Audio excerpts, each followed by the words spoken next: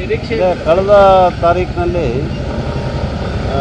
ಉಚ್ಚ ನ್ಯಾಯಾಲಯ ಎಲ್ಲ ಪ್ರತಿವಾದಿಗಳು ಕೂಡ ತಮ್ಮ ಉತ್ತರವನ್ನು ಕೊಡಿ, ಪ್ಲೀಡಿಂಗ್ಸ್ ಎಲ್ಲ ಕಂಪ್ಲೀಟ್ ಆಗಿದ್ಮೇಲೆ ನಾನು ಹಿಯರಿಂಗಿಗೆ 29ನೇ ತಾರೀಕು ತಗೊಳ್ತೀನಿ ಅಂತೇಳಿ ಆದೇಶವನ್ನು ಹೊರಡಿಸಿದ್ದಾರೆ.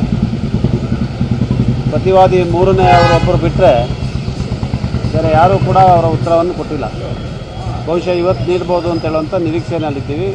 ಅದು ಜನವ್ಯಕ್ತ ರಾಜ್ಯಪಾಲರು ಇರ್ಬೋದು ಮತ್ತು ಬೇರೆ ಯಾರು ಅರ್ಜಿದಾರರಿದ್ದಾರೆ ರಾಜ್ಯಪಾಲರ ಮುಂದೆ, ಅವ್ರು ಯಾರೂ ಕೂಡ ಅವರ ಉತ್ತರವನ್ನು ನಮ್ಮ ಅರ್ಜಿಗೆ ಇನ್ನೂ ಕೊಟ್ಟಿಲ್ಲ. ಅದರಿಂದ ಅವರು ಕೊಟ್ಟರೆ ಎಲ್ಲರ ಉತ್ತರವು ಬಂದ ಮೇಲೆ ಕೋರ್ಟು ನಾಳೆ ಪ್ರಕರಣವನ್ನು ಕೈಗೆತ್ತಿಕೊಂಡು ವಾದವನ್ನು ಮಂಡನೆ ಮಾಡಲಿಕ್ಕೆ ಅವಕಾಶವನ್ನು ಮಾಡಿಕೊಡ್ತಾರೆ. ನಾವು ನಮ್ಮ ವಾದ ಮಂಡನೆ ಮಾಡಲಿಕ್ಕೆ ಎಲ್ಲ ಸಿದ್ಧತೆಯನ್ನು ಮಾಡಿದ್ವಿ. ಕಾನೂನನ್ನು ಮತ್ತು ಎಲ್ಲ ಉಚ್ಚ ನ್ಯಾಯಾಲಯದ ತೀರ್ಪುಗಳು ಎಲ್ಲ ಕೂಡ ತಯಾರಾಗಿದ್ದಾವೆ. ಸರ್, ಒಂದು ವೇಳೆ ಏನಾದರೂ ಗವರ್ನರ್ ಆರ್ಡರ್ ಸರಿ ಅಂತ ಬಂದರೆ ನಿಮ್ಗೆ ಏನಿದೆ ಸರ್ ಬ್ಯಾಕಪ್? ಮತ್ತು ಯಾವ ರೀತಿ ಏನು ಬೇಸ್ನಲ್ಲಿ ಹೋರಾಟ ಮಾಡ್ತೀರಾ ಕಾನೂನು ಅಡಿಯಲ್ಲಿ? ಗವರ್ನರ್ ಆದೇಶ ಸರಿ ಅಂತ ಬಂದಾಗ ನೋಡೋಣ. ಈಗ ಅದನ್ನು ನಾವು ಯಾವ ರೀತಿ ಊಹೆ ಮಾಡೋಕ್ಕಾಗೋದಿಲ್ಲಲ್ಲ.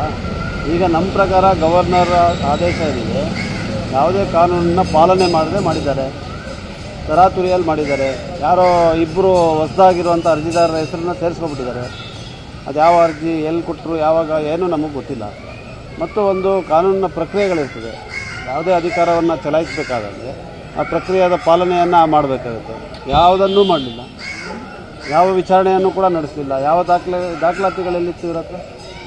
ಅಂದರೆ ಏಕಪಕ್ಷೀಯವಾದಂಥ ನಿರ್ಧಾರ. ಅದರಿಂದ ನಾವು ನ್ಯಾಯಾಲಯದಲ್ಲಿ ಗೆಲುವು ಸಾಧಿಸ್ತೀವಿ ಅಂತ ಹೇಳುವಂಥ ವಿಶ್ವಾಸ ನಮಗಿದೆ.